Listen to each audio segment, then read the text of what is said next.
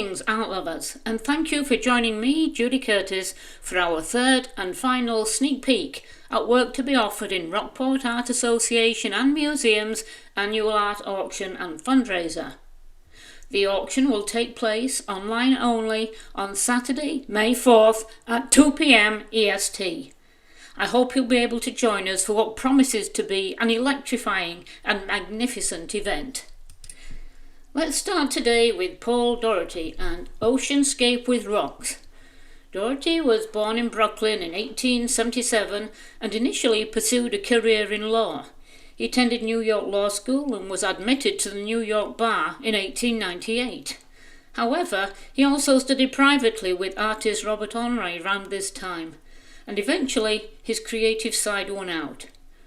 Doherty went abroad in 1900, visiting European museums and studying the old masters to improve his skills. For the next several years he explored England, Holland, Germany, Italy and France, where he exhibited at the Paris Salon. In 1908, Edwin Rockwell wrote in the International Studio, "Few there are who have been content to paint marines solely as interpreting its moods in a storm, in restlessness after the storm, in the mystical beauty of moonlight, in vast spaces and aerial infinities." This individuality of the sea, Paul Doherty has set himself to translate into the terms of his art, and has achieved so much unity of effect that his marines are Homeric in simplicity and elementary in strength. Praise indeed. As a marine painter, one is always compared with Winslow Homer. I think Paul Doherty comes close. And here we are with Antonio Serino. This is Harbour Boats, and it's the first of two Serinos we will look at today. He was a committed plein air painter, and the Cape Ann coastline that first enthralled him in the 1920s held sway over him for the rest of his life. The picturesque streets and backyards of Rockport, as well as the local harbours, were among the locations where he painted many of his most important canvases. Among his most notable and desirable artworks are those portraying the numerous small harbours of the Rockport area, together with the accompanying fishermen and boats. He was highly skilled at composition, but was especially noted for replicating the play of light trickling across the water. Even grey days are grist for Serino's brush. His muted palette creates subtle nuances throughout the canvas, evoking a more earnest atmosphere as fishermen go about their daily chores. Here's John Marin with Seascape, mixed media, 12.5 by 18.5. John Marin is well known as one of America's earliest modernists. His approach to colour, paint handling, perspective, rhythm and movement established him in the vanguard of modern art.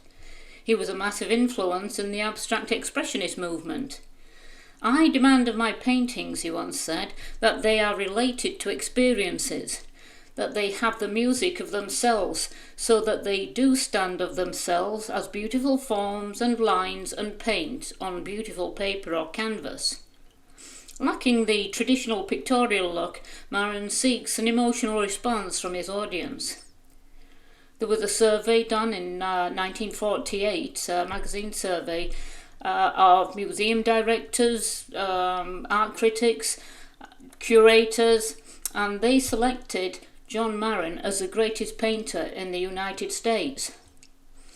Alfred Stieglitz, the photographer and modern art promoter, worked to establish Marin as a cutting-edge modern artist during the early 1910s, and Marin's work appeared annually at Stieglitz's succession of New York modernist galleries. With the support of such an influential backer, Marin went on to a long and successful career. Magazine and newspaper critics were quick to laud Marin's watercolours, and art collectors avidly competed for his work. And here we have another modernist who carved out a successful career here on Cape Ann.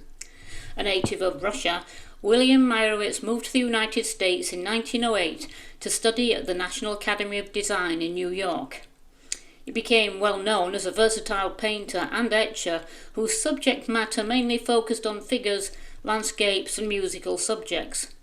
For more than 7 decades, he proved himself a vital presence in New York and Massachusetts culture. In New York, Meyerowitz drew the colourful life of the Lower East Side, and in Gloucester, the lines of the harbour and gardens. He also became an expert in etching and developed an innovative method of producing colour etchings.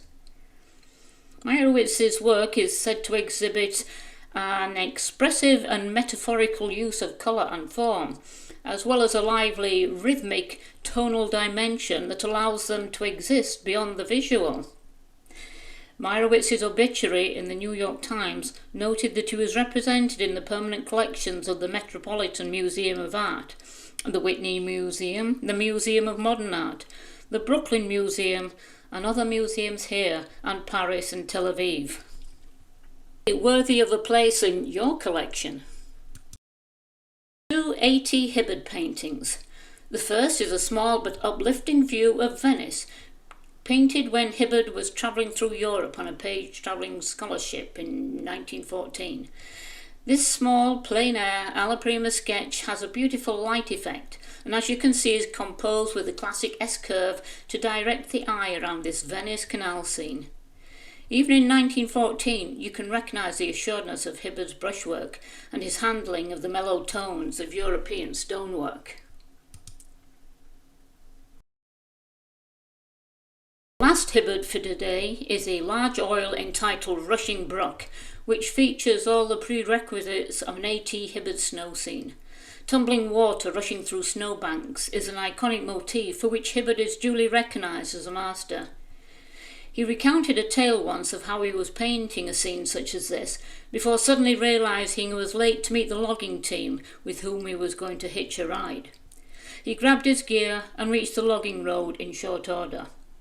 Several days later, he was out again to work on his painting, only to find that it no longer was a rushing brook, as it had frozen since his last visit. In typical Hibberd manner, he realised there was nothing else to do but break up the ice and start the water flowing again. Hibberd did not let something like solid ice get in his way. And as always, look at these beautiful tones in this painting, how he gets such movement and rhythm in this water. Very few artists could compete with A.T. Hibberd in the genre of snow painting. I'm sure you'd like to see this one hanging on your wall. To go out on a high note, we've talked about Antonio Serino's incredible sense of design and colour, and our last painting displays both. This is the Israel Arnold House. It's a 36 by 40 inch oil on canvas. In my humble opinion, this is one of the best, if not the best, Antonio Serino painting I've ever seen. This is a superb composition, and he's used a very high-key palette to emulate the autumn colour. But as you can see, because he keeps the value of each colour in the correct key, the whole painting works together rather than isolating the stronger, bolder notes.